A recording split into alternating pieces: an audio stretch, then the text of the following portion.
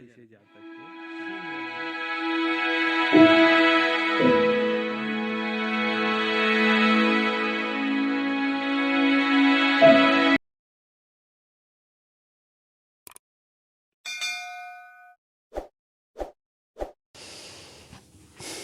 नमस्कार। मैं विशंबर प्रसाद, ज्योतिषी, कांग्रेस मैदान रोड, कदम कुआं, पटना 3 में पिछले 45 वर्ष से ज्योतिष कार्य में संलग्न हूँ। आज मैं आपके बारे में एक ऐसे व्यक्ति के बारे में चर्चा करने जा रहा हूँ जो भारतीय राजनीति में बहुत ही तेज़ी से उभरे हैं और उनका राजनीति और राजनेताओं से कुछ हटकर है। उनमें एक अद्भुत और विलक्षण कार्यशैली है जो उनको और राजनेताओं से अलग करता है। उनका नाम श्री अरविंद केजरीवाल जी हैं और वो वर्तमान समय में दिल्ली के मुख्यमंत्री तथा आम आदमी पार्टी का अध्यक्ष हैं। श्री अरविंद केजरीवाल जी का जन्म 16 अगस्त 1968 को सिवानी में मध्य रात्रि के वेला 12:30 पर हुआ है। तो ज्योतिष शास्त्र में मध्य दिवा और मध्य रात्रि का बहुत ही महत्वपूर्ण स्थान है। ज्योतिष शास्त्र में कहा जाता है कि जो आदमी मध्य दिवा या मध्य रात्रि में जन्म लेता है उसका प्रकृति बहुत ही अद्भुत और विलक्षण होता है। हम लोग के धर्मशास्त्र में श्री रामचंद्र जी का जन्म मध्य दिवा में हुआ और श्री कृष्ण जी का जन्म मध्य रात्रि में हुआ। तो लोग कहते हैं कि ऐसे व्यक्ति अति सूक्ष्म ज्ञान का भंडार रहता है और वो लीक से हटकर काम करते हैं। तो हम देखते हैं कि श्री अरविंद केजरीवाल जी भी का राजनीति है सो औरों से हट के होता है और उनको सफलता मिलती है। अरविंद केजरीवाल जी जब से अपना ज़िंदगी शुरू किया है वो सफलता की सीढ़ी दर सीढ़ी चढ़ते जा रहे हैं। उन्होंने कभी पीछे मुड़कर नहीं देखा। उनका जन्म लग्न वृषभ है और राशि मेष। उनकी कुंडली में लग्नेश शुक्र और नवमेश दशमेश शनि वर्गोत्तम राशि का है जो बहुत ही सुंदर योग बनाता है। वृषभ लग्न के जातक जो होते हैं सो थोड़ा सा अक्खर और स्वाभिमानी होते हैं। वैसे लोग किसी के अधीन रह के काम करना बिल्कुल पसंद नहीं करते। तो केजरीवाल नौकरी में रहे, पढ़ाई किए, राजनीति में आए, कभी किसी के अधीनस्थ न रह सके। उनका लग्नेश शुक्र लग्न से चौथे स्थान वाली और अपने ही नक्षत्र पूर्वा फाल्गुनी में स्थित है। कहा जाता है कि लग्न से केंद्र में शुभ ग्रह होने से शुक्र को 1,00,000 दोष का नाश करता है। ऐसा व्यक्ति मधुर स्वभाव के होते हैं, विलासितापूर्ण जिंदगी जीते हैं, अच्छा खाना खाते हैं और लोगों के प्रति समर्पित रहते हैं। उनमें सेवा की भावना होती है। द्वितीयेश बुध लग्न से चौथे भाव में लग्नेश शुक्र युक्त स्थित है जो एक राजयोग बनाता है। बुध वृषभ लग्न में द्वितीय और पंचम का स्वामी होता है और शुक्र लग्न और छठे भाव का स्वामी होता है। तो बुध और शुक्र की युक्ति लग्न केंद्र और त्रिकोण की युक्ति बनाता है, जो बहुत ही महत्वपूर्ण राजयोग है। चंद्रमा से बुध पंचम होने से इनकी बुद्धि बहुत ही प्रखर है। इनका देखने का, सोचने का दायरा बहुत दूर तक जाता है। ये व्यक्ति के चेहरे को देखकर भांप जाते हैं कि यह व्यक्ति किस प्रकृति का है। इनका गणित बहुत उम्दा होता है। इनका रीजनिंग बहुत स्ट्रांग होता है। ये अंतर्यामी होते हैं। अंतर्यामी का मतलब है कि इनको आने वाले घटना का पूर्वाभास होता है और वे सतर्क हो जाते हैं। इनको पता होता है कि हमको किस ढंग से, किसके साथ क्या व्यवहार करने से क्या नतीजा आएगा, किसको मारने के लिए किसको उठा देना है और किसको उठाने के लिए किसको दबा देना है, यही इनको भली भांति आता है।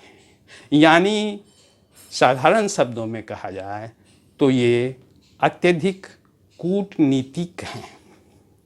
इनमें कूटनीति का भरपूर ज्ञान है। तृतीयेश चंद्रमा लग्न से द्वादश शनि के साथ बैठे हुए हैं, तो इनका मन कभी शांत नहीं रह पाता है। सफलता पाने के लिए, विरोधी को परास्त करने के लिए, नागरिकों को सुविधा देने के लिए इनका मस्तिष्क हमेशा एक्टिव रहता है। ये हमेशा लोगों की भलाई के लिए, विरोधियों को परास्त करने के लिए और अपने पार्टी का विस्तार और प्रसार करने के लिए ये उद्वेलित रहते हैं। ये सोच में रहते हैं।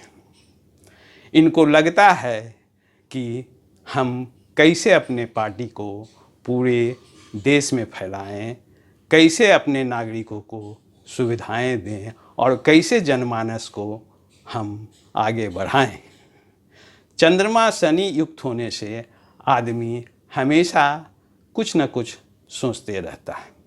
दूसरी बात है, चंद्रमा द्वादश में होने से व्यक्ति को इमोशनल और सेंटिमेंटल बनाता है। यहाँ पर एक और चीज़ देखिएगा कि मंगल जो सप्तमेश और द्वादशेश है वो चंद्रमा के घर में, और चंद्रमा जो तृतीयेश है वो द्वादश भाव में मंगल के घर में। तो ये मंगल और चंद्रमा का राशि परिवर्तन होता है। चंद्रमा द्वादश भाव में है और चंद्रमा से मंगल चौथे भाव में है। तो कहा जाता है कि नीच ग्रह का राशि स्वामी अगर चंद्र लग्न से या लग्न से केंद्र में स्थित हो तो नीचत्व ग्रह का दोष भंग होता है। तो यहाँ पर चंद्रमा स्वयं चंद्र लग्न में मेष में है और मंगल नीच का है, तो मंगल का नीचत्व दोष भंग होता है। सूर्य और मंगल को तीसरे में रहने से यह आदमी बहुत ही गुस्सैल है। ये दूसरे को बर्दाश्त नहीं कर सकते हैं। ये मुंहफट है, तुरंत जवाब देंगे। हीरा को हीरा और खीरा को खीरा कहने में इनको तनिक देर नहीं लगता है, जिससे बहुत लोग इनके सहयोगी या इनके समर्थक को कभी कभी असुविधा का सामना करना पड़ता है। इनके कुंडली में द्वितीयेश बुध और लग्नेश शुक्र तथा एकादशेश बृहस्पति चौथे केंद्र में बैठे हुए हैं, तो इनको अति उत्तम धन योग भी बनाता है। अर्थात इनको धन की कमी नहीं होगी। लग्न से केंद्र में बृहस्पति के होने से ये सतोगुणी है, ये धार्मिक है, ये विद्वता है, इनमें विद्वता है। इनको धर्मशास्त्रों की भी जानकारी रहेगी और लग्न से केंद्र में गुरु होने से करोड़ दोष का निवारण होता है। इनको हमेशा आकस्मिक सहयोग मिलेगा, इन पर दैविक कृपा बनी रहती है। ये किसी गलत स्थिति में आ जाने से भी इनको कोई नुकसान नहीं हो पाएगा। इनका लग्न से केंद्र में बृहस्पति हमेशा दैविक सहयोग देते हैं। राहु इनका एकादश भाव में अति उत्तम है। राहु गुरु के घर में है और एकादश का राहु शास्त्रानुसार कुंडली में सबसे बेस्ट प्लेस है राहु का एकादश में। राहु गुप्त युक्ति देता है, अकस्मात बुद्धि विवेक को जागृत करता है, जो कि व्यक्ति को सफलता की ओर ले जाता है। सूर्य तीसरे भाव में बलवान है। सूर्य तेज देता है, सूर्य स्टेटस देता है और सूर्य और मंगल तीसरे भाव में होने से पराक्रम को बहुत ही तेज बनाता है। इनकी कार्यशैली अत्यधिक तेज रहती है और लोगों के से हटकर होती है, जो जनमानस के हृदय को स्पर्श करता है। इनका काम करने का तरीका शुरू में आरंभ में बड़ा अचरज करने वाला होता है, लेकिन रिजल्ट पक्ष में होता है। जनमानस को सुख सुविधा देता है और जनमानस के हृदय में ये बस जाते हैं। केतु इनका पंचम भाव में बुध की राशि पर बैठा हुआ है, तो केतु का अपना कोई अस्तित्व नहीं है। केतु या राहु जिस ग्रह के नक्षत्र में होते हैं या जिस ग्रह के राशि में होते हैं वैसा फल देते हैं। तो केतु भी इनके लिए बुध के समान ही फल देने वाला है और बुध योग कारक है, तो केतु भी इनको पूर्ण सपोर्ट करता है।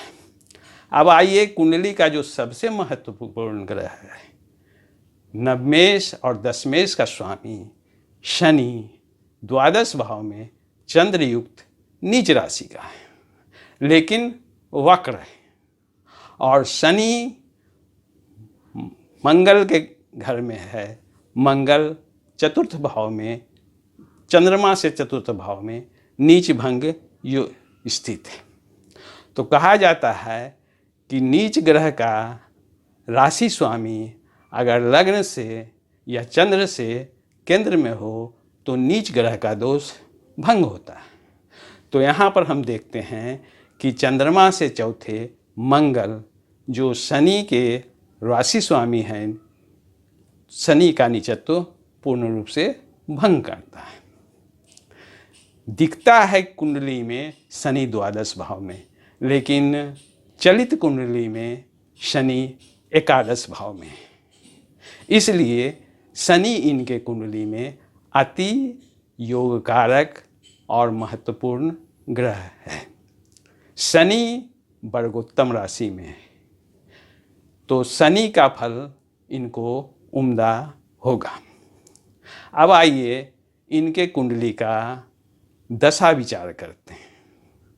तो अब तक जो स्थिति है, इनका चंद्र की दशा, मंगल की दशा, राहु की दशा और गुरु की दशा चल रही है। शुक्र 5 महीना मिला जो बचपन में गोदी में बीत गया, और सूर्य 6 बरस जो बचपन में बीता। महत्वपूर्ण है इनका चंद्र दशा, मंगल दशा, राहु दशा और गुरु दशा। ये चारों दशा इनको हमेशा सपोर्ट किया।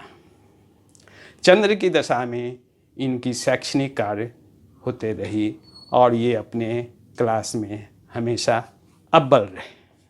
मंगल की दशा में इन्होंने IIT खड़गपुर को पहली बार में ब्रेक किया और मंगल की दशा इनको 92 तक चली।